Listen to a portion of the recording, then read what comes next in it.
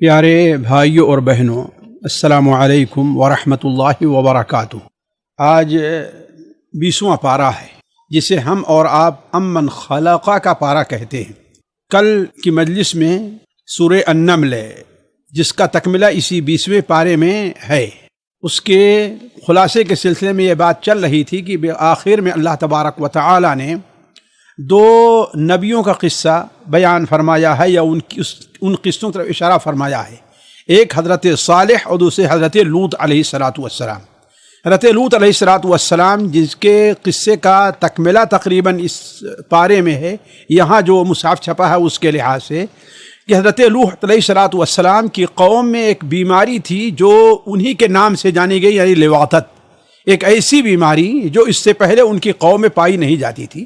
حضرت لوط علیہ السلام نے جہاں انہیں توحید کی دعوت دی، فاتقوا اللہ واطیعون، اللہ تعالیٰ سے ڈرو اور اللہ کے نبی کی اطاعت کرو، بات مان لو، اسی اللہ تعالیٰ کی عبادت کرو، اس کے ساتھ ساتھ انہوں نے ان کی اس اخلاقی برائی پر خصوصی توجہ دی کہ اس کی اصلاح کے لیے۔ تو کئی اعتبار سے انہیں سمجھاتے رہے لیکن وہ ماننے کے لیے تیار نہیں ہوئے۔ اس بارے میں اللہ تبارک و تعالی نے جو ان کی اس برائی کا ذکر فرمایا ہے اور جس کے سبب ان کے اوپر عذاب آیا ہے، ہلاک ہوئے، ان کا 3 سبب اللہ تعالی نے بیان فرمایا ہے۔ ایک سبب تو یہ ہے کہ وہ اس منکر کے، اس فاحشہ کے موجد تھے۔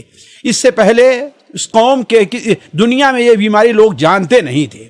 دوسری بات یہ ہے کہ وہ اس قدر دلیر ہو چکے تھے کہ اس بیماری کا ارتکاب علی الاعلان کرتے تھے۔ نعوذ باللہ من ذلک، جیسے آج بہت سے قومیں یا بہت سے کافر قوموں کے اندر یہ بعض بیماریاں دینا اس سے متعلقہ چیزیں بالکل عام ہیں، یعنی لوگوں کے سامنے جس حیوانوں کے طریقے سے جو کیفیت ہے وہ پائی جاتی ہے۔ تو اللہ تعالیٰ نے بیان فرمایا اتأتون الفاحشۃ وانتم تبصرون، اتأتون الفاحشۃ وانتم تبصرون، تم دیکھتے ہوئے بھی یہ کام، یعنی ایک دوسرے کو دیکھ رہے ہو اور یہ برا کام کرتے ہو۔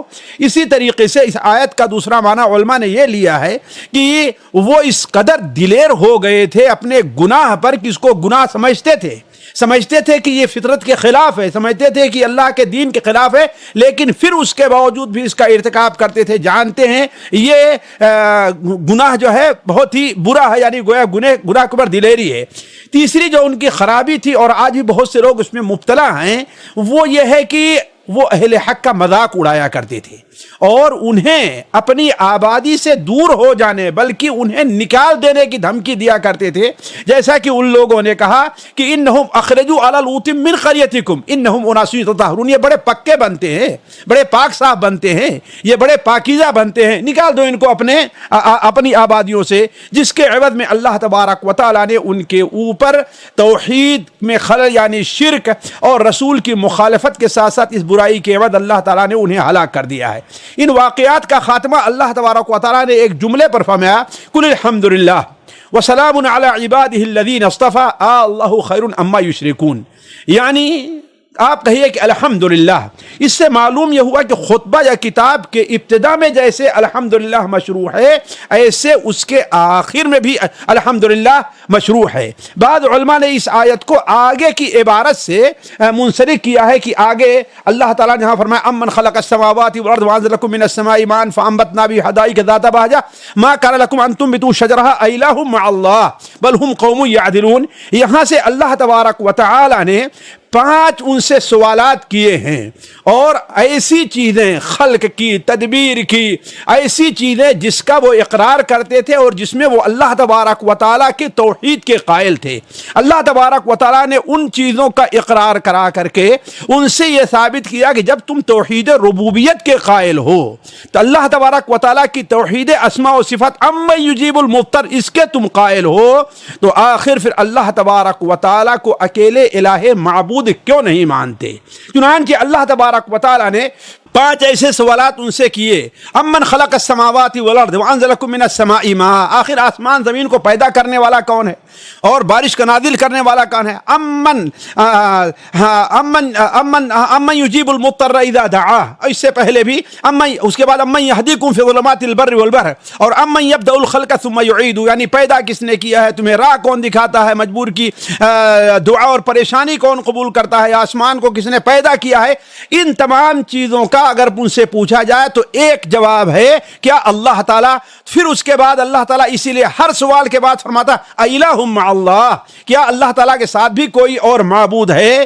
تو گویا اللہ تبارک و تعالیٰ ان سے یہ اقرار کروا رہا ہے اور یہ بات واضح کر رہا ہے کہ دیکھو ان کے باوجود بھی تم ولیوں کو پکارو، ان کے باوجود بھی تم بتوں کو دعوت دو، ان کے باوجود بھی تم اللہ تعالیٰ کے ساتھ کسی کو اپنا شریک اور وسیلہ لو، یہ گویا کی بڑی بے عقلی اور انصافی کی بات ہے۔ یعنی دونوں چیزیں ہیں، بے عقلی بھی ہے، انصافی بھی ہے۔ اسی لیے دیکھیے اللہ تبارک و تعالیٰ نے ان آیات کا خاتمہ کہیں کہا ہے بل ہم قوم یعدلون، کہیں کہا بل اکثرهم لا یعقلون، کہیں بل اکثرهم لا یعلمون، کہیں فرمایا قلیلا ما تذکرون، یعنی وہ لوگ انصاف سے کام نہیں لیتے، وہ لوگ جانتے نہیں ہیں، وہ لوگ نصیحت حاصل نہیں کرتے۔ تو کہنے کا مطلب یہ ہے کہ اللہ تبارک و تعالیٰ نے یہ ثابت کیا کہ توحید ربوبیت کو تو ماننا لیکن اس کے ساتھ ساتھ توحید الوہیت کا اقرار نہ کرنا یہ بے عقلی اور ناانصافی ہے۔ آیت نمبر 66 سے آخر سورت تک چلے جائیں تو کلام کا حاصل یہ ہے کہ آخرت کی زندگی کی طرف توجہ دلانا ہے۔ گویا نبی کریم صلی اللہ علیہ وسلم کو یہ کے ذریعے یہ متنبہ کرنا ہے کہ آخرت کی زندگی پر بھی توجہ دیں، اور خود نبی کریم صلی اللہ علیہ وسلم کو اس میں کئی جگہ اس پیراگراف میں کئی جگہ اللہ تعالیٰ نے تسلی دی ہے۔ مثال کے طور پر اللہ تعالیٰ نے 66 نمبر آیت پر اللہ کے علاوہ ہر ایک سے علم غیب کی نفی کی ہے، اس لیے کہ شرک کا اور آخرت پر ایمان نہ لانے کا ایک بہت بڑا سبب یہ بھی بنتا ہے کہ لوگ کیا ہے آخرت اور علم غیب سے کس طریقے سے اللہ تعالیٰ نے یہ نفی کی ہے۔ اللہ تعالیٰ بیان فرماتا ہے کل یعلم من فی السماوات والارض الغیب الا اللہ وما یشعرون ایان یبعثون، آپ کہہ دیجئے کہ آسمان اور زمین میں غیب اللہ کے علاوہ کوئی نہیں جانتا، اور یہ جن کو تم غیب داں سمجھتے ہو، ذرا غور کریں گے، جن کو تم غیب داں سمجھتے ہو، وما یشعرون ایان یبعثون، انہیں تو یہ بھی شعور نہیں ہے کہ انہیں حساب کتاب کے لیے اٹھایا کب جائے گا۔ یہاں یہ بات سمجھنا چاہیے کہ آج جو بہت سے لوگ ولی پرستی، قبر پرستی کے اندر مبتلا ہیں، وہ یہ کہتے ہیں کہ قرآن مجید میں جنہیں شرک کہا گیا ہے اور جن کی مذمت بیان کی گئی ہے وہ بتوں کی پوجا کیا کرتے تھے۔ اگر یہ بات صحیح ہے تو یہ بتائیے کوئی عقیدہ رکھتا ہے بت کو حساب کتاب کے لیے اٹھایا جائے گا؟ یہ نہیں ہے۔ اصل یہ ہے کہ وہ لوگ بتوں کے ساتھ ساتھ ولیوں اور پیروں فقیروں کو بھی پوجا کرتے تھے، حتیٰ کہ بعض لوگ بادشاہوں کو ہی پوجا کیا کرتے تھے۔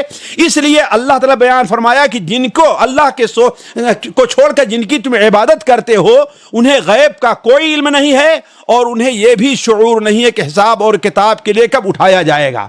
آیت نمبر 67 سے 69 کے اندر ان مشرکین کا رد ہے، بلکہ ان کو تنبیہ ہے جو آخرت کے دن کو محال اور ان باتوں کو پچھلے لوگوں کی فرضی کہانیاں کہا کرتے تھے۔ وقال الذين كفروا اذا كنا ترابا وآباؤنا انا لمخرجون لقد وعدنا هذا نحن وآباؤنا من قبل، ان سے کہا گیا کہ اگر ہمارا رسول جو کچھ کہہ رہا ہے وہ غلط ہے تو یہ سوچو کہ پچھلی قومیں آخر ہلاک کیوں ہوئی، اگر ہمارا رسول یہ باتیں نہیں ہلاک کرنے کی وجہ کیا ہے؟ اور اس کے لیے سب سے واضح دلیل جا کر کے آسمان میں زمین میں دیکھو، تم دیکھتے ہو کہ یہ قوم عاد یہاں پر ہلاک ہوئی ہے، قوم ثمود یہاں پر ہلاک ہوئی ہے، قوم لوط کی بستیاں یہ ہیں، یہ تمہارے سامنے ہے۔ تو قل سیروا فی الارض فانظروا کیف کان عاقبۃ المجرمین۔ آیت نمبر 70 سے 81 تک نبی صلی اللہ علیہ وسلم تسلی دی گئی ہے کہ ان کی باتوں سے نہ آپ پریشان ہو نہ آپ غمگین ہو، ولا تکن فی ضیق مما یمکرون، جو کر رہے آپ نہ ان سے پریشان ہو نہ تسلی، آپ کو تسلی رہنی چاہیے۔ اگر عذاب میں تاخیر ہو رہی ہے تو اس کا یہ معنی نہیں ہے کہ اللہ تعالیٰ جو ہے ان سے راضی ہے، نہیں، بلکہ اللہ تبارک و تعالیٰ کا ان کے اوپر تھوڑا سا فضل ہے، وہ ان سب حرکتوں سے واقف ہے، آسمان اور زمین کی کوئی چیز اس سے پوشیدہ نہیں ہے، وہ ان کی سب حرکتوں سے واقف ہونے کے باوجود عذاب میں تھوڑی سی تاخیر کر رہا ہے تاکہ شاید وہ لوگ ایمان لے آلیں۔ اس کے بعد اللہ تبارک و تعالیٰ نے نبی صلی اللہ علیہ وسلم کو اپنا اللہ پر توکل کرنے کا حکم دیا کہ وتوکل علی اللہ، اللہ تعالیٰ پر توکل کیجئے اور ان گونگوں اور بہروں کو اب ان کے حال پر چھوڑ دیجئے، شاید وہ ایمان نہ لے آئیں۔ آیت نمبر 82 میں قیامت کی ایک اہم نشانی کی طرف اشارہ ہے جسے دابۃ الارض کا خروج کہا جاتا ہے۔ وَإِذَا وقع القول علیہم اخرجنا لهم دابة من الارض تکلمهم ان الناس كانوا بآیاتنا لا یوقنون، یعنی وہ ایسا جانور ہوگا جو لوگوں سے باتیں کرے گا اور باتیں ایسی کرے گا، بتائے گا کہ ہاں یہ مومن ہے اور یہ کافر ہے، جیسا کہ اس کی تفصیل حدیث کی کتابوں میں ہے اور آپ لوگ بار بار سنتے آئے ہیں، اور اس سلسلے میں حدیث تقریباً تواتر کے درجے کو پہنچتی ہے۔ صحیح مسلم کے اندر حضرت حذیفہ ابن اسید کی روایت ہے، نبی کریم صلی اللہ علیہ وسلم نے ارشاد فرمایا کہ انہا لن تقوم، قیامت قائم نہیں ہوگی حتی ترو، یہاں تک کہ تم لوگ دیکھو اس سے پہلے 10 آیات، 10 نشانیاں، ان میں سے آپ نے دابۃ الارض کا بھی شمار فرمایا۔ آگے قیامت کی بعد ہولناکیوں کا ذکر ہے، جیسے سور کا پھونکا جانا، جس کے اثر سے پہاڑ بادلوں کے طریقے سے اڑتے ہوئے نظر آئیں گے۔ اس ہولناکی کے اوپر غور کریں کہ پہاڑ اتنا بھاری، اتنا وزنی ہے، جتنا زمین ہے اس سے 10 گنا کہیں زمین کے نیچے ہے، اس کے باوجود کیا ہے، وَتَرَى الْجِبَالَ تَحْسَبُهَا جَامِدَةً وَيَتَمُرُّ مَرَّ السَّحَابِ۔ اسی لیے بعد عالم نے لکھا کہ جب اس دن اس سور کی اثر سے یہ پہاڑ کا حال ہوگا تو انسان جو پہاڑ کے مقابلے میں ایک مچھر کے پر کے برابر بھی اس کا وزن نہیں ہے، اس کا کیا حال ہونے والا ہے۔ لیکن اسی درمیان میں اہل ایمان کو تسلی بھی دی گئی ہے کہ اللہ تعالیٰ ایسے موقع پر انہیں پریشانیوں سے بچا لے گا۔ من جاء بالحسنۃ فلہ عشر امثالها وهم من فزع یومئذ آمنون۔ البتہ اہل فسق کے لیے اس دن تباہی ہوگی۔ فکبت وجوہهم فی النار هل تجزون الا ما کنتم تعملون۔ آخر میں قرآن کے ذکر سے جیسے یہ آیت شروع ہوئی تھی، اسی طریقے سے قرآن کے ذکر اور اللہ تبارک و تعالیٰ کی حمد کے اوپر یہ آیت، یہ سورت جیسے شروع ہوئی تھی ویسے ہی یہ سورت جا کر کے ختم ہو رہی ہے۔ وَأَنْ أَتْلُوَ الْقُرْآنَ فَمَنِ اهْتَدَىٰ، جیسا کہ شروع میں ہوا تھا طاسین تِلْكَ آیات القرآن وَكِتَابٍ مُبِینٍ، اسی لیے آخر میں کیا بیان فرمایا، وَأَنْ أَتْلُوَ الْقُرْآنَ۔ اور یہ بار بار میں آپ لوگوں کے سامنے یہ بات ذکر کرتے آ رہا ہوں کہ جس مضمون کے اوپر جو سورت شروع ہوتی ہے تقریباً اسی مضمون پر آ کر کے ختم ہوتی ہے۔ اللہ تبارک و تعالیٰ نے اس سورت کا خاتمہ کس پر فرمایا، قل الحمد للہ سیریکم آیاتہ فتعرفونہا۔ علی کل حال اس کے بعد اس پارے کی جو سب سے اہم سورت ہے وہ سورت القصص ہے۔ قصص یہ سورت بھی مکی ہے، بلکہ اگر دیکھا جائے تو یہ مکہ مکرمہ میں نازل ہونے والی تقریباً سب سے آخری سورت ہے، بلکہ بعض روایات سے پتہ چلتا ہے کہ اللہ کے رسول صلی اللہ علیہ وسلم سفر ہجرت کے لیے نکل چکے تھے، آپ راستے میں تھے، ابھی مکے سے خارج نہیں ہوئے تھے، باہر نہیں نکلے تھے کہ حضرت جبرائیل علیہ السلام اس سورت کو لے کر کے آئے۔ اس چیز کو آپ سامنے رکھ کر کے، یعنی سفر ہجرت کو سامنے رکھ کر کے اگر اس سورت کو آپ مطالعہ کریں تو آپ کے سامنے بہت حقائق واضح ہوں گے، اور اس سورت میں صحابہ کرام کو کیا درس دیا گیا ہے اس کی طرف آپ کی بڑی آسانی سے رہنمائی ہو جائے گی۔ وقت نہیں کہ میں آپ کے سامنے وہ ساری تفصیل رکھوں، البتہ آپ اس سورت کی طرف آتے ہیں، کہیں بعض جگہ بعض چیزوں سے میں آپ لوگوں کی توجہ دلاؤں گا۔ اس سورت کا اصل موضوع مکی سورتوں کے طریقے سے عقیدہ ہے، خاص طور عقیدہ رسالت اور جزا و سزا، اور سب سے اہم چیز ایک مسلمان کو یہ عقیدہ رکھنا چاہیے کہ حق و باطل کی کشمکش کوئی آج نئی نہیں ہے۔ یہ حق و باطل کی کشمکش حضرت آدم علیہ السلام کی پیدائش کے وقت سے شیطان کے ذریعے شروع ہوئی تھی، اور یہ اس وقت تک رہے گی جب تک اللہ تبارک و تعالیٰ کا حکم اس زمین پر لوگوں کے رہنے کا رہے گا۔ تو اللہ کے صحابہ اکرام کو یہ توجہ بھی دلانی تھی۔ تو اس صورت میں حضرت موسیٰ علیہ السلام کا قصہ بڑی تفصیل سے بیان کیا ہے، بلکہ حضرت موسیٰ علیہ السلام کے سے متعلق قصوں کی جو تفصیل آپ کہیے کہ پچھلی صورتوں میں النمل میں ہے، الشعراء میں ہے، جس چیز کو اجمالاً بیان کیا گیا تھا اس کو اب یہاں پر تفصیلاً بیان کیا جا رہا ہے۔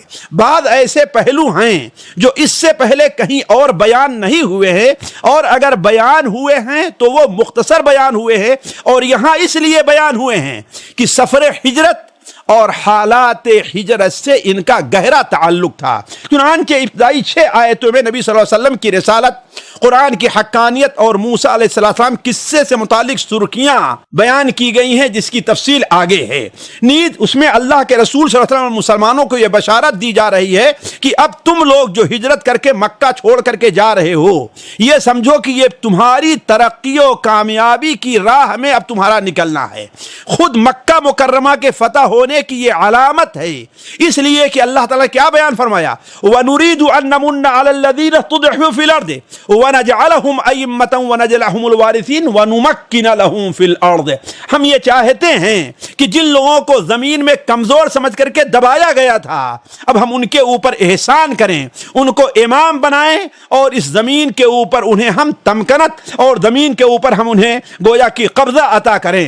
آیت نمبر 7 سے 46 تک دیکھیے موسیٰ علیہ السلام کا قصہ بیان ہوا ہے، اور یہاں اس قصے کے وہ گوشے ذکر ہوئے ہیں جو کہیں اور نہیں بیان ہوئے ہیں، یا اس کو ہم کئی مرحلے میں تقسیم کرتے ہیں۔ سب سے پہلا مرحلہ حضرت موسیٰ علیہ السلام کی پیدائش اور ان کی رضاعت کا ہے۔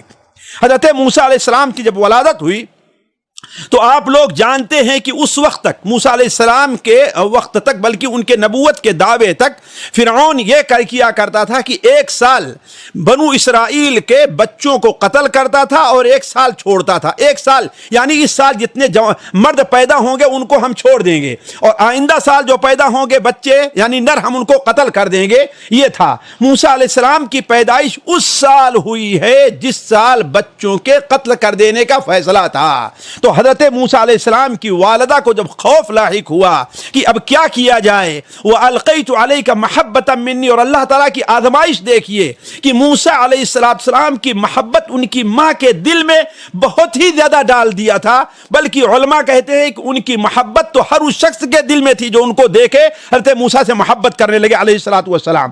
تو جب ان کو خوف لاحق ہوا تو اللہ تبارک و تعالیٰ کی طرف سے الہام ہوا، وحی ہوئی فرشتے کے ذریعے، یا اللہ تعالیٰ نے ان کے دل میں یہ بات ڈالی، الہام واللہ عالم کس طریقے سے اللہ نے اسے وحی قرار دیا ہے، لیکن اللہ بہتر جانتا اس کی کیا کیفیت تھی۔ اللہ تعالیٰ نے موسیٰ علیہ السلام کی والدہ سے کہا کہ دیکھو تم ابھی دودھ پلاؤ، اور جب دیکھو کہ خطرہ لاحق ہو رہا ہے کہ فرعون کے ساتھی اسے پکڑنے آئیں گے تو اسے دریا کے اندر ڈال دینا، اور دیکھو نہ تم خوف کرنا نہ تم غمگین ہو، اس لیے کہ اس بچے کو ہم تمہاری طرف دوبارہ واپس لے آئیں گے، تمہارے ہی گھر میں یہ رضاعت کی مدت گزارے گا، اور آگے چل کر کے ہم اسے اپنا رسول بنانے والے ہیں۔ اس سلسلے میں جو آیت ہے اللہ تعالیٰ بیان فرماتا ہے کہ وَأَوْحَيْنَا إِلَىٰ أُمِّ مُوسَىٰ أَنْ أَرْضِعِيهِ فَإِذَا خِفْتِ عَلَيْهِ فَأَلْقِيهِ فِي الْيَمِّ وَلَا تَخَافِي وَلَا تَحْزَنِي إِنَّا رَادُّوهُ إِلَيْكِ وَجَاعِلُوهُ مِنَ الْمُرْسَلِينَ۔ مفسرین کہتے ہیں کہ اس ایک آیت میں سامعین کے سامنے میں ایک سوال رکھتا ہوں، اس کے اوپر غور کریں کہ اس ایک آیت میں اللہ تبارک و تعالیٰ نے موسیٰ علیہ السلام کی والدہ کو 2 حکم دیا ہے اور 2 چیزوں سے روکا ہے اور 2 خوشخبری دی ہے۔ یہ 6 باتیں اس آیت کے اندر ہیں، اسے آپ لوگ نکالنے کی کوشش کریں۔ 2 حکم ہے، 2 چیزوں سے روکا گیا ہے، اور 2 خوشخبریاں اس میں دی گئی ہیں، اسی ایک آیت میں قرآن مجید کا یہ معجزہ ہے۔ علی کل حال حضرت موسیٰ علیہ السلام کے ساتھ جو معاملہ ہوا وہ آپ لوگ جانتے ہیں، کس طریقے سے موسیٰ علیہ السلام فرعون کے دربار میں پہنچے۔ وہاں جب پہنچے تو ان کی بیوی نے جب دیکھا تو بڑی ان سے محبت کرنے لگی، اس لیے وَأَلْقَيْتُ عَلَيْكَ مَحَبَّةً مِّنِّي، بڑی محبت کرنے لگی، اسے اپنا بیٹا بنا لینا چاہا۔ لیکن جب رضاعت کا معاملہ آیا کہ کون اسے دودھ پلائے تو کوئی دوسرا ملا نہیں ہے، البتہ حضرت موسیٰ علیہ السلام کی بہن جو ماں کے کہنے پر دیکھنے گئی تھی کہ بچہ کہاں جاتا ہے، اس لیے کہ ان کی ماں بڑی پریشان تھی، تو بچہ کہاں جاتا ہے تو انہوں نے بتایا کہ میں ایک عورت کے بارے میں بتاتی ہوں جو بڑے نیک لوگ ہیں اور اچھے ہیں اور اس کی خدمت اچھی طریقے سے کریں گے۔ اس طریقے سے موسیٰ علیہ السلام کو اللہ تبارک و تعالی نے ان کی ماں کی طرف دوبارہ واپس بھیجنے سے اللہ تعالیٰ کا وعدہ تھا۔ اس سلسلے میں ساتھیوں جب میں پڑھتا ہوں، بلکہ بعض مفسرین نے ذکر کیا ہے کہ اس صورت کے اندر گویا اسے عورتوں کی صورت کہنا چاہیے، اس میں اللہ تعالیٰ کے دین کی خدمت کے لیے عورتوں کا کردار بڑا واضح ہے۔ مثال کو حضرت موسیٰ علیہ السلام کی والدہ کا کردار، حضرت موسیٰ علیہ السلام کی بہن کا کردار، فرعون کی بیوی آسیہ کا کردار، اور مدین کے جو 2 لڑکیاں تھیں ان کا کردار، جنہوں نے حضرت موسیٰ علیہ السلام کی صفائی ظاہر کی اور انہیں جو ہے اپنے باپ کے پاس جو ہے بطور نوکر کے رکھوایا۔ تو اللہ تبارک و تعالیٰ نے آیت نمبر 12 سے 20 تک موسیٰ علیہ السلام کے زندگی کے دوسرے مرحلے کا ذکر کیا ہے، یعنی فرعون کے دربار میں پرورش اور جوانی کے مرحلے کو پہنچنا، اور جب جوانی کے مرحلے مرحلے کو پہنچے تو اللہ تعالیٰ انہیں علم و حکمت عطا فرمایا۔ بعد لوگوں نے سمجھا کہ یہاں نبوت، لیکن نبوت یہاں نہیں ملی، نبوت تو اس وقت ملی ہے جب کہتے موسیٰ علیہ السلام مدین سے واپس مصر آ رہے تھے۔ تو علا کل حال اس موقع پر حضرت موسیٰ علیہ السلام کے ہاتھ سے ایک قبطی قتل ہو گیا۔ پھر اس بات کا جب پتہ چلا فرعون کو اور فرعون کے درباریوں کو تو حضرت موسیٰ علیہ السلام کو گرفتار کرنے اور قتل کرنے کا مشورہ کرنے لگے، لیکن فرعون کے درباریوں میں ایک ایسا شخص تھا جو موسیٰ علیہ السلام کا بڑا خیر خواہ تھا۔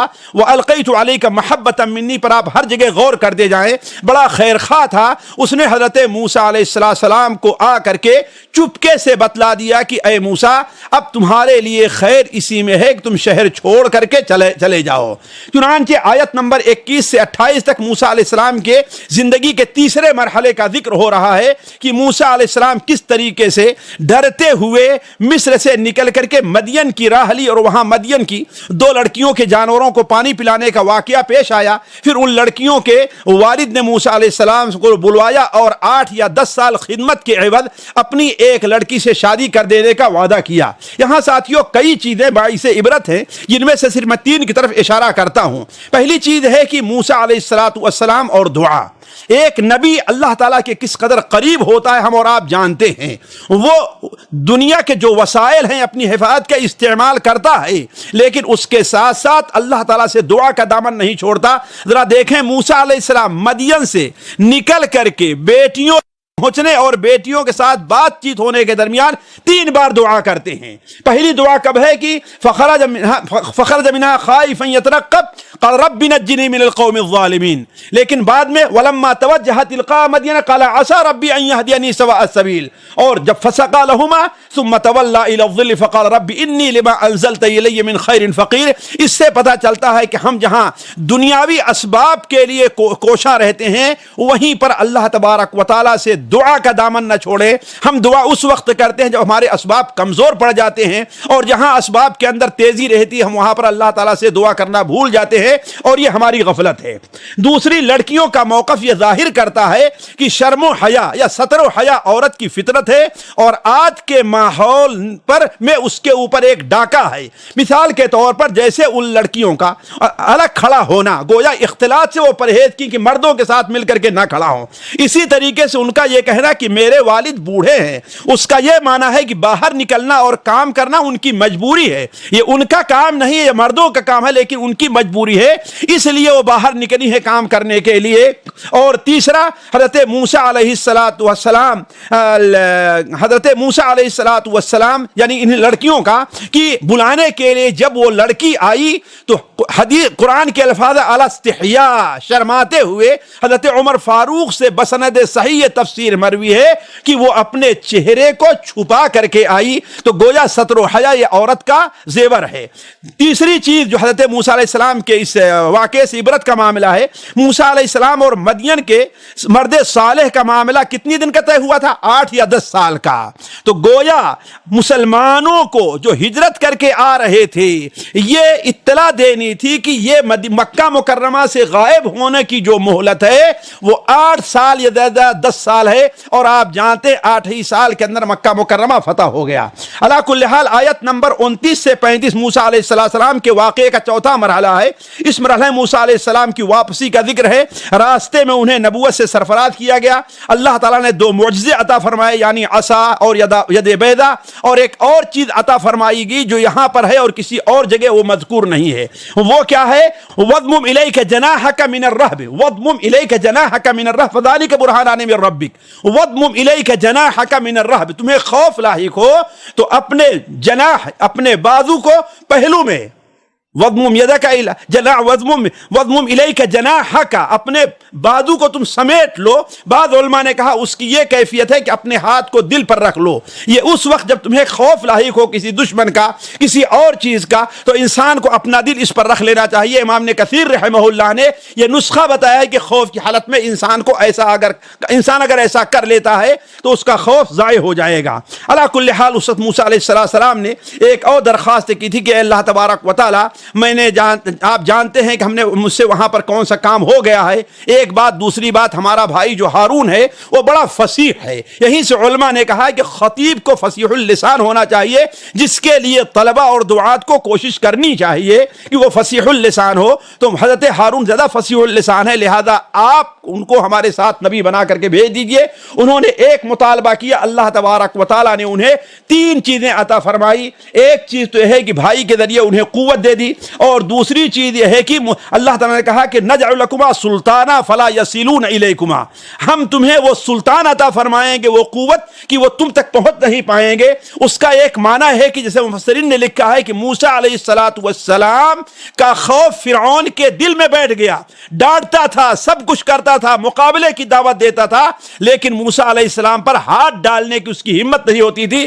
بلکہ بعض مفسرین تو یہاں تک لکھ گئے ہیں, ظاہر بات وہ صحیح نہیں ہے, کہ موسیٰ علیہ السلام کو دیکھ کر کے اس کا استنجا خارج ہو جایا کرتا تھا, لیکن ظاہر بات تو مبالغہ ہے, صحیح نہیں, لیکن یہ بات یقینی ہے کہ موسیٰ علیہ السلام کا خوف اس کے اوپر رہا کرتا تھا. اور تیسری چیز جو اللہ تعالیٰ نے بیان فرمائی وہ بشارت دی کہ انتما ومن اتبعکم الغالبون, تم اور جو تم دونوں کی اتباع کریں گے, تم دونوں اور تمہاری جو اتباع کریں گے, اللہ تبارک و تعالیٰ انہیں غلبہ عطا فرمائے گا. آیت نمبر 36 سے 43 تک موسیٰ علیہ السلام کے قصے کا 5واں مرحلہ ہے.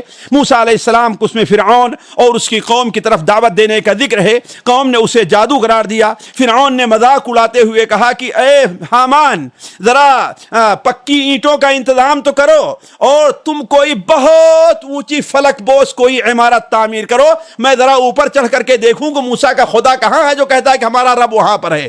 اس لیے کہ موسیٰ علیہ السلام نے کہا تھا کہ فمن ربکم یا موسیٰ قال رب السماوات والارض, تمہارا رب کون ہے؟ انہوں نے کہا کہ میرا رب وہ ہے جو آسمان اور زمین کا رب ہے. تو کہاں پر وہ رب ہے تاکہ میں اس کو دیکھوں. علی کل حال موسیٰ علیہ السلام انہیں دعوت دیتے رہے. جب وہ دعوت نہ مانے, دعوت کے مقابلے میں فرعون اور اس کی قوم نے جب کبر و عناد سے کام لیا, تو اللہ تبارک و تعالیٰ نے انہیں سمندر میں ڈبو دیا. واستکبر هو وجنوده في الارض بغیر الحق وظنوا انهم الینا لا یرجعون فاخذناه وجنوده فنبذناهم في اليم فانظر كيف كان عاقبة الظالمین, ہم نے اس کو اور اس کی فوج کو پکڑا اور سمندر کے اندر جا کے ڈبو دیا, دیکھو ظالموں کا انجام ایسے ہوا کرتا ہے. آیت نمبر 43 سے 46 تک فرعون اور اس کی قوم کی ہلاکت کے بعد موسیٰ علیہ السلام کو کتاب ہدایت دیے جانے کا ذکر ہے, اور یہ بیان کر کے اہل مکہ کے سامنے نبی صلی اللہ علیہ وسلم کی نبوت کا اثبات ہے کہ امی ہونے کے باوجود, ان پڑھ ہونے کے باوجود, صدیوں پہلے گزرے ہوئے واقعات کی تفصیل کس خوبی کے ساتھ یہ بیان کر رہا ہے. اس کا مطلب ہے کہ اس کے پاس کوئی وحی آتی ہے. یاد رکھیں ساتھیوں, آیت نمبر 42 اور 45 میں نبی کریم صلی اللہ علیہ وسلم کے بارے میں جو لوگ عقیدہ حاضر و ناظر رکھتے ہیں, یہ اس کی تردید بڑے کھلے الفاظ میں ہے. اللہ تعالیٰ فرماتا ہے وما کنت بجانب الغربی, آپ مغربی جانب نہیں تھے, گویا آپ حاضر نہیں تھے. اذ قضینا الی موسیٰ وما کنت من الشاہدین, اور اس کو آپ دیکھ بھی نہیں رہے تھے, گویا آپ ناظر نہیں تھے. تو یہ عقیدہ حاضر اور ناظر کا قرآن کے خلاف اور یہ کفریہ عقیدہ ہے. آیت نمبر 47 سے کلام کا رخ اہل مکہ ان کے اعتراضات کی طرف اور ان کے اعتراضات کے جواب کی طرف ہے کہ اللہ تعالیٰ تمہیں سزا دینے سے پہلے تمہارے لیے یہ رسول بطور حجت کے بھیج دیا ہے, لہذا عذاب سے پہلے اس کی اطاعت کر لو, یہ تمہارے لیے ہی خیر ہے. لیکن اس کے جواب میں وہ ایمان لانے کے بجائے مزید معجزات کا مطالبہ کر رہے تھے کہ جس طرح معجزے موسیٰ علیہ السلام کو ملے ہیں, کہ جیسے ان کو عصا ملا تھا, ان کو من و سلوہ ملا تھا, ان کے اوپر بعد آسمان نے سایہ کیا تھا, ایسے بھی ہمیں آپ معجزہ لے کر کے آئیں. لولا اوتی مثل ما اوتی موسیٰ, جیسے موسیٰ کو معجزات ملے ویسے اس نبی کو معجزات کیوں نہیں ملے ہیں. اس کا جواب دینے کے لیے اللہ تعالیٰ نے یہ نہیں کہا کہ ہم نبی کو معجزے دے رہے ہیں. اللہ تعالیٰ نے فرمایا کہ اچھا یہ بتاؤ, کیا ان معجزات کو دیکھ کر کے لوگوں نے موسیٰ پر ایمان لے آئے ہیں, وہ لوگ ایمان لے آئے ہیں؟ تو جیسے وہ ایمان نہیں لے آئے, ویسے اگر اس نبی کو ہم یہ معجزات دیں تو تم بھی ایمان نہیں لے آؤ گے. بلکہ جس طریقے سے ان لوگوں نے کہا سحران تظاہرا وإنا بكل کافرون, یہی تم کہنے والے ہو. اس کے بعد نبی کریم صلی اللہ علیہ وسلم کو حکم دیا کہ ان کے مطالبے پر آپ چیلنج کیجئے کہ اگر اس کتاب سے بہتر تمہارے پاس کوئی کتاب ہے, قل فأتوا بکتاب هو اہدی منہما, ان دونوں کتابوں سے بہتر یعنی تورات اور قرآن سے بہتر تمہارے پاس سامنے کوئی کتاب ہے لاؤ تو ہم اس کو ماننے کے لیے تیار ہیں، لیکن ظاہر بات ہے وہ لوگ خواہش کی پیروی کر رہے تھے، نہ کہ حقیقت چاہتے تھے، اس لیے وہ اس کا کوئی جواب نہیں دے پائے۔ آیت نمبر 51 سے 55 تک اہل مکہ کو عبرت دلائی گئی ہے کہ یہ پردے پہ نصیحتیں تمہارے پاس آ رہی ہیں، اس سے عبرت حاصل کرو اور اس کی حقانیت پر واضح دلیل جو یہ کتاب موجود ہے اس پر ایمان لے آلو، تاکہ تمہارے اوپر وہ عذاب نہ آئے جو پچھلی قوموں پر آیا۔ پھر ان کے جذبات کو ابھارتے ہوئے، ان کے جذبات کو مہمیز دیتے ہوئے اللہ تبارک و تعالی نے ان چند اہل کتاب کا ذکر فرمایا، اہل کتاب کا جو مکہ آ کر کے مسلمان ہو گئے تھے۔ مفسرین نے لکھا ہے کہ جب حضرت جعفر وہاں پر گئے اور وہاں کے کچھ نصرانیوں نے یہ سنا کہ ہاں ایسا نبی مکے میں آیا ہے، تو 30 لوگ آ کر کے مسلمان ہو گئے تھے، لیکن پھر بعد میں ہجرت سے پہلے ہی وہ دعوت کے لیے یا کسی اور کام کے لیے واپس چلے گئے۔ تو اللہ تبارک و تعالیٰ نے ان کی چند صفات کا ذکر فرمایا ہے جو ہر اہل ایمان کے اندر ہونی چاہیے۔ پہلی چیز ہے جب کوئی آیت یا حکم آتا ہے تو وہ لوگ آمنا و صدقنا کہتے ہیں۔ وَإِذَا تُتْلَى عَلَيْهِمْ آيَاتُنَا قَالُوا آمَنَّا بِهِ إِنَّهُ الْحَقُّ مِنْ رَبِّنَا۔ دوسری چیز برائی کا بدلہ بھلائی سے، اس کے 2 معنی ہیں۔ برائی کا بدلہ بھلائی سے یعنی اگر کسی سے برائی ہو جاتی ہے تو اس کے بعد فوراً نیکی کرے، اس لیے کہ نیکی برائی کو ختم کر دیتی ہے۔ اور عام معنی اس کا یہ لوگ لیتے ہیں کوئی تمہارے ساتھ برا سلوک کرے تم اس کے ساتھ اچھا سلوک کرو۔ علی کل حال تینوں معنی ہو سکتے ہیں۔ اور تیسری ان کی جو صفات بیان کی ہے وَمَا رَزَقْنَاهُمْ يُنْفِقُونَ، کہ ہم جو کچھ ان کو دیے ہوئے ہیں ان میں سے مال خرچ کرتے ہیں۔ بعض لوگوں نے کہا کہ یہ برائی کے بدلے بھلائی کے ساتھ اس کا تعلق ہے، یعنی وہ لوگ اگر کوئی گناہ ہو جاتا ہے تو گناہ سے توبہ کرتے ہیں، نیک عمل کرتے ہیں اور اللہ کو راضی کرنے کے لیے اللہ کے راستے میں کچھ خرچ بھی کرتے ہیں۔ چوتھی صفت ان کی بیان کی گئی کہ وہ لغویات سے پرہیز کرتے ہیں۔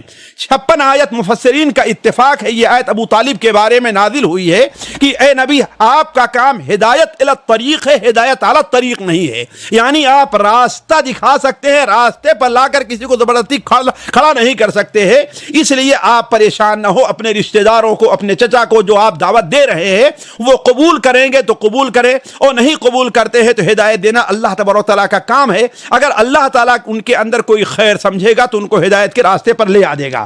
آیت نمبر 57 سے 68 تک کفار مکہ کے اس اندیشے کو دور کیا گیا ہے کہ اگر ہم مسلمان ہو گئے تو چاروں طرف سے ہم پر چڑھ دوڑیں گے اور ہماری معیشت تباہ اور برباد کر دیں گے۔ اس کا جواب اللہ تعالیٰ نے یہ دیا کہ تم لوگ ہو بیوقوف، یہ سمجھو کہ آج تم دیکھ رہے ہو کہ اس نبی کے آنے سے پہلے پورے مکے، پورے جزیرے عربیہ میں لوٹ مار کی حکومت تھی، حتیٰ کہ لوگ کسی قبیلے کے اوپر حملہ کر کے ان کے بچوں کو اور لڑکوں، آدمیوں کو اور عورتوں کو غلام بنا لیا کرتے تھے، یہاں تک صورتحال تھی۔ پھر بھی اللہ نے تمہیں امن میں رکھا، تمہیں روزی دیا، تو جب تم ایمان لے آؤ گے تو اللہ تعالیٰ تمہیں روزی نہیں دے گا؟ روزی اور رزق ہر سب کچھ اللہ تبارک و تعالیٰ کے ہاتھ میں ہے۔ اور یاد رکھو کہ روزی میں کشادگی اور فراوانی کا تعلق اللہ تبارک و تعالیٰ کے عذاب سے نہیں ہے، بلکہ اللہ تعالیٰ کے عذاب کو روزی اور روزی کے اندر وسعت اور فراوانی یہ نہیں روک سکتی ہے۔ کم اہلکنا من قریۃ بطرت معیشتھا فتلک مساکنہم لم تسکن من بعدہم الا قلیلا وکنا نحن الوارثون۔ علی کل حال آیت نمبر 62 سے 70 تک اللہ تعالیٰ نے قیامت کو یاد دلایا ہے، اور یہ کہ وہاں تمہارے باطل معبود تمہارے کسی کام آنے والے نہیں ہیں۔ وہاں تم سے یہی سوال ہوگا کہ ماذا اجبتم المرسلین، کہ تم نے رسولوں کی دعوت کا کہاں تک جواب دیا ہے۔ اس وقت تمہارا حال یہ ہوگا کہ نہ کوئی جواب دیں گے، نہ کوئی تمہاری مدد کرنے کے لیے آئے گا، نہ کوئی تمہارے پیر آئیں گے، نہ فقیر آئیں گے۔ فعامیت علیکم الانباء یومئذ وہم لا یتساءلون۔ آیت نمبر 69 سے 75 تک کلام کا رخ توحید اور اس کے دلائل کی طرف ہے۔ اس کے دلائل کی طرف ہے اللہ تبارک و تعالیٰ نے کائنات کی بات چیزوں کو، جیسے رات کا ہے، دن کا ہے، دھوپ کا ہے، چھاؤں کا ہے، اس کا معاملہ ذکر کر کے انہیں توحید کی دعوت دی ہے۔ وَهُوَ اللَّهُ لَا إِلَهَ إِلَّا هُوَ لَهُ الْحَمْدُ فِي الْأُولَى وَالْآخِرَةِ وَلَهُ الْحُكْمُ وَإِلَيْهِ تُرْجَعُونَ۔ آیت نمبر 76 سے 85 تک قارون اور اس کی ہلاکت کا قصہ بیان ہوا ہے۔ یہ قرآن مجید میں صرف اسی جگہ بیان ہوا، اس سے پہلے اور کہیں نہیں تھا۔ اذان کا جواب دے کر آپ آگے بڑھتے ہیں۔ ساتھیوں میں یہ بیان کر رہا تھا کہ آیت نمبر 76 سے 82 تک قارون اور اس کی ہلاکت کا قصہ بیان ہوا ہے، جو قرآن مجید میں یہ پہلی بار ہے۔ قارون کا اور نام آیا ہے لیکن وہ کون تھا، اس کا قصہ کیا ہے، وہ بیان نہیں ہوا تھا۔ یہاں پر واضح کیا گیا کہ یہ حضرت موسیٰ علیہ السلام کی قوم سے تھا، یعنی بنو اسرائیل سے تھا۔ اللہ تبارک و تعالیٰ نے اسے بڑا مال دیا تھا، لیکن مال کے گھمنڈ میں اور مال پر اترا کر کے اس شخص نے موسیٰ علیہ السلام کا ساتھ دینے کے بجائے ظالم قوم یعنی فرعون اس کا ساتھ دینے لگا، تو گویا اس نے اپنے مال کا صحیح استعمال نہیں کیا ہے۔ قوم نے اسے بہت سمجھایا کہ اللہ تعالیٰ نے دیا ہے تو اسے اللہ تعالیٰ کے راستے میں خرچ کرو، احسن کما احسن اللہ الیک ولا تبغ الفساد فی الارض، گویا کہ تم جیسے اللہ نے تمہارے اوپر احسان کیا تم دوسروں پر احسان کرو اور زمین میں فساد نہ مچاؤ، لیکن وہ ماننے کے لیے تیار نہیں ہوا۔ تو علی کل حال یہ مثال جو دی گئی ہے کہ مال کے زور میں پڑھ کر کے اللہ تعالیٰ کے راستے فرار اختیار کرنے کی ہے کہ کس طریقے سے لوگ مال کے میں پڑھ کر کے اللہ تبارک و تعالیٰ کا راستہ چھوڑ دیتے ہیں، لیکن اس کا نتیجہ کیا نکلتا ہے کہ اس کا نتیجہ انہیں آخرت میں تو جو بھگتنا پڑے گا ہی، دنیا میں بھی اس کا عذاب مل جاتا ہے۔ اس قصے میں ساتھیوں اگر پورا آپ قصہ پڑھیں تو عبرت کے بہت سے پہلو ہیں، میں صرف ایک چیز یا ایک آدھ بات طرف آپ لوگوں کی توجہ دلانا چاہتا ہوں۔ پہلی چیز ہے حضرت موسیٰ علیہ السلام کے قصے کے بعد اس قصے کے ذکر میں یہ بات واضح کرنی ہے کہ قارون مثال کے طور پر جب اپنے خزانے اپنے جاہ و حشم اپنے ساتھیوں کے ساتھ اور اپنی سواریوں کے ساتھ لے کر کے نکلا اور دیکھا کہ اس کے ساتھ 40 آدمی ادھر چل رہے ہیں، 100 ادھر آدمی ادھر ہے، اور یعنی جس طریقے سے بڑے لوگوں کو ہوتا ہے، تو جو لوگ کمزور ایمان والے تھے، جو لوگ صرف دنیا چاہتے تھے یا ان کے اندر ایمان کی بڑی کمی تھی، ان لوگوں نے کہا کہ انہو لذو حظ عظیم، یہ تو بڑا گڈ لک ہے، یہ تو بڑی اچھی قسمت والا ہے۔ اتنی اچھی قسمت کس کو ملنے والی ہے؟ لیکن وہیں پر جو اللہ تعالیٰ کے بندے تھے جنہیں اللہ نے علم دیا تھا، میں یہ بات اس سے پہلے بھی واضح کر چکا ہوں کہ قرآن مجید میں علم جہاں استعمال ہوا ہے اس سے وہ علم مراد ہے جو انسان کی رہنمائی حق کی طرف کرے، ورنہ اللہ تعالیٰ اسے علم نہیں مانتا، اسے معرفت مانتا ہے۔ اگرچہ اپنے آپ کو وہ علامہ کہے جائے، بڑا سائنسداں ہو، جو کچھ بھی ہو، لیکن اسے علم نہیں بلکہ معرفت حاصل ہے، علم نہیں حاصل ہے۔ علم وہ ہے جو انسان کی رہنمائی حق کی طرف کرے۔ تو اللہ تعالیٰ نے فرمایا وقال الذین اوتوا العلم، جنہیں علم دیا گیا تھا، کہا کہ ویلکم ثواب اللہ، یہ کیسی باتیں تم کر رہے ہو؟ حقیقی خوش نصیبی اس شخص کو حاصل ہے جسے ایمان اور عمل صالح کی توفیق مل جائے، لیکن یاد رکھو یہ چیز بغیر صبر کے کسی کو ملتی نہیں ہے۔ وقال الذین اوتوا العلم ویلکم ثواب اللہ خیر لمن آمن وعمل صالحا ولا یلقاها الا الصابرون۔ یہیں سے بعد علماء نے یہ کہا ہے کہ جو علم بندے کو اللہ کی طرف نہ پلٹائے وہ علم نافع نہیں ہے۔ وہ عالم دنیا دار، اور یہ بیان فرمایا کہ عالم جو ہوتا ہے وہ دنیا دار نہیں ہوتا بلکہ دنیا سے بے نیاز ہوتا ہے۔ تبھی تو اسی قصے کے آخر میں اللہ تعالیٰ نے کیا بیان فرمایا؟ تلک الدار الآخرۃ نجعلها للذین لا یریدون علوا فی الارض ولا فسادا والعاقبۃ للمتقین، یہ دار آخرت یعنی جنت ہم ان لوگوں کے لیے بنائے ہیں لا یریدون علوا فی الارض ولا فسادا، وہ زمین میں بڑے بن کے نہیں چلنا چاہتے، ایک بہت بڑے صاحب ہیں، بہت بڑے حاکم ہیں، بہت بڑے مالدار ہیں، نہیں وہ نہیں، ولا فسادہ، اور نہ فساد مچانے والے، ولا عاقبۃ للمتقین، اور انجام کیا ہے؟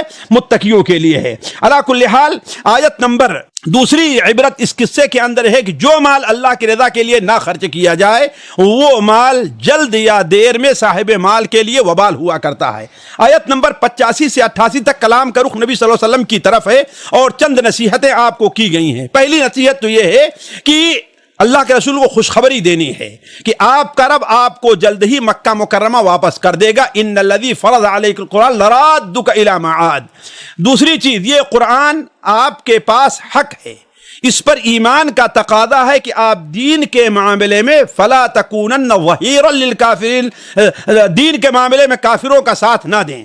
تیسری چیز، لوگوں کی عداوت آپ کو اس کام سے نہ روکے، وَلَا يَصُدُّنَّكَ عَنْ آيَاتِ اللَّهِ بَعْدَ إِذْ أُنزِلَتْ إِلَيْكَ، آپ کو اس کام سے روکنا نہیں چاہیے. یعنی گویا یہ دعات کو بھی یہ سبق ہے کہ دین کی دعوت کرنا، دین کو قرآن کی دعوت اور پہنچانا، اس کے بارے میں لوگوں کا خوف زدہ کرنا، لوگوں کا ہمیں ڈرانا دھمکانا، لوگوں کا رکاوٹیں ڈالنا، اس بارے میں رکاوٹ نہیں بننا چاہیے.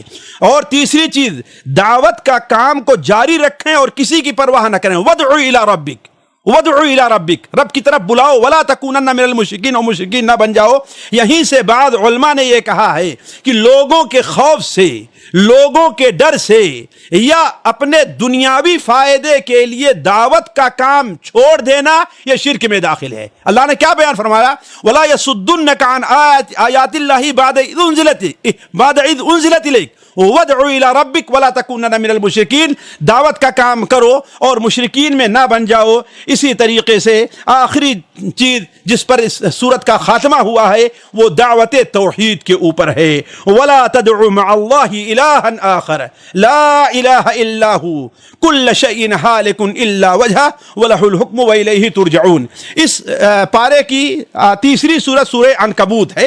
یہ سورت بھی مکی ہے، بلکہ مکی صورتوں کی طرح اس کا مرکزی عنوان بھی عقیدہ ہے، اور خاص طور پر یہ عقیدہ کہ اللہ تبارک و تعالیٰ کے راستے میں جو چلے گا اسے مشکلات کا سامنا کرنا پڑے گا.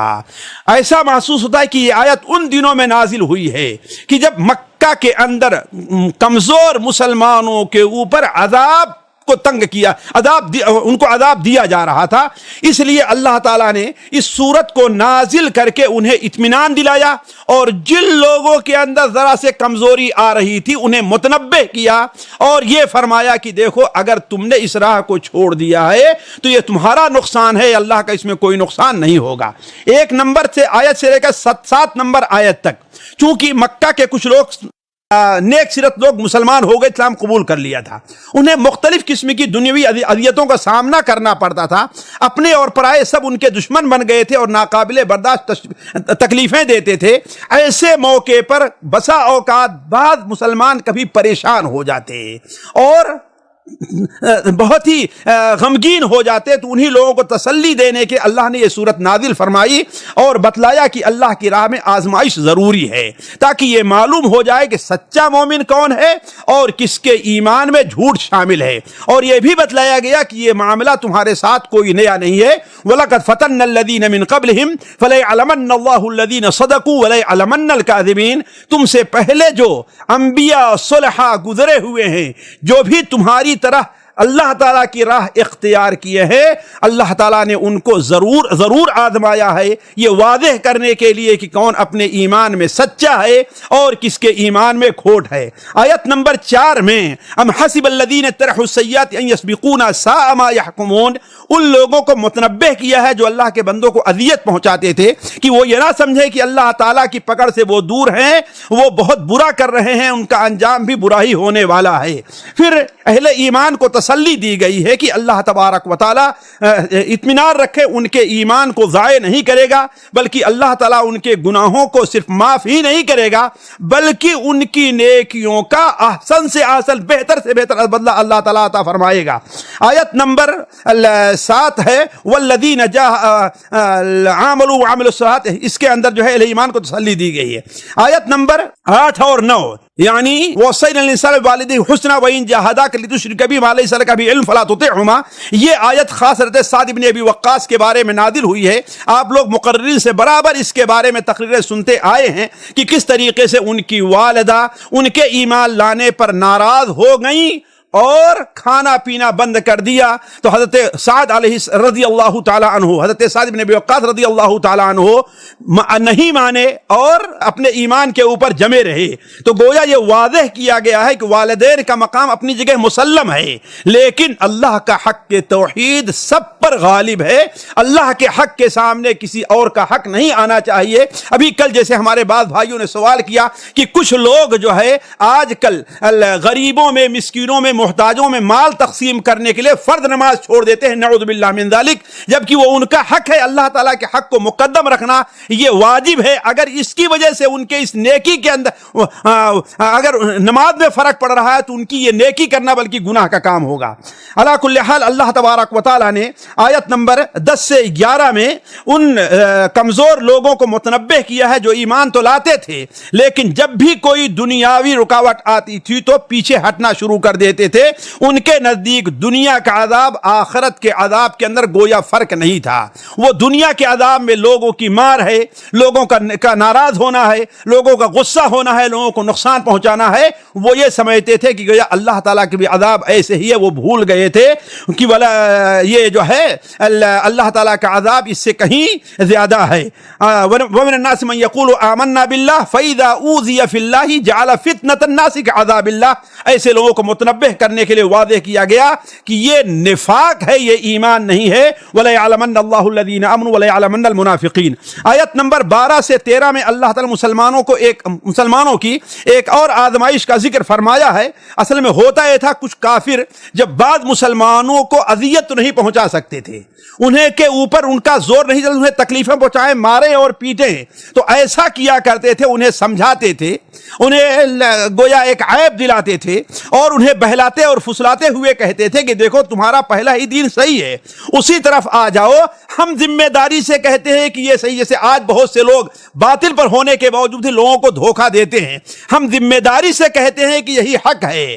اگر یہ بات صحیح نہیں ہے، غلط ہوئی، تو ہم اللہ کے نزدیک اس کے ذمہ دار ہوں گے۔ اتنی بڑی بات کہہ جاتے ہیں۔ اللہ تعالیٰ نے فرمایا کہ اولاً تو یہ کہ آخرت میں کوئی کسی کا بوجھ نہ اٹھائے گا، وہاں پر تو حالت ہوگی لا یسأل حمیم حمیما، ہر شخص وہاں پر اپنا جواب دہ ہوگا، کوئی کسی کا بوجھ نہیں اٹھائے گا۔ تو یہ تو ان کی جہالت اور خام خیالی ہے کہ وہ اس کے ذمہ دار بنیں گے۔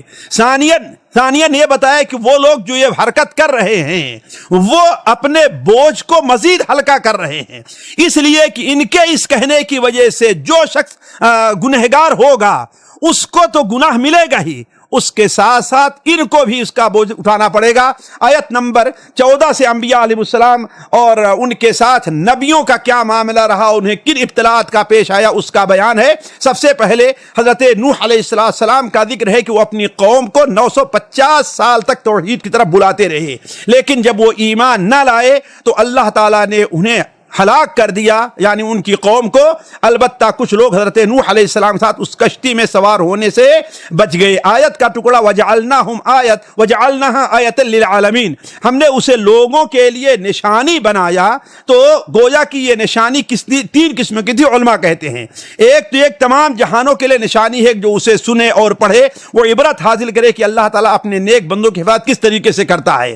دوسرا یہ ہے کہ بعض علماء نے کہا کہ اس سے پہلے کشتی کا، سمندر پر سیلاب وغیرہ آئے تو اس کے لیے کوئی راستہ لوگوں کے نزدیک کشتی بنانے تصور نہیں تھا، تو اس طریقے سے اللہ تعالیٰ لوگوں کو کشتی بنانے کا ہنر دے دیا۔ اور تیسری چیز یہ ہے کہ وہ کشتی جو جودی پہاڑ پر ٹھہری تھی اسے دیکھ کر کے لوگوں نے عبرت حاصل کیا کہ اللہ تبارک و تعالیٰ کس طریقے سے اپنے بندوں کی حفاظت کرتا ہے۔ دوسرا قصہ 16 سے 27 حضرت ابراہیم علیہ السلام کا ذکر خیر ہے، جو میں انشاءاللہ کل کی مجلس میں اسے رکھوں گا، اس لیے کہ آج وقت زیادہ ہو گیا۔ اللہ تعالیٰ سے دعا ہے کہ اللہ تبارک و تعالیٰ ہمیں آپ کو نبیوں کے طریقے پر چلنے کی توفیق عطا فرمائے، ہمیں اور آپ کو اللہ تبارک و تعالیٰ آزمائش کے اندر سلامت رکھے۔ اللہ تعالیٰ ہمیں اور آپ کو ہر ایسے عمل کی توفیق عطا فرمائے جو اس کی رضا کا ہو۔ والسلام علیکم ورحمۃ اللہ وبرکاتہ۔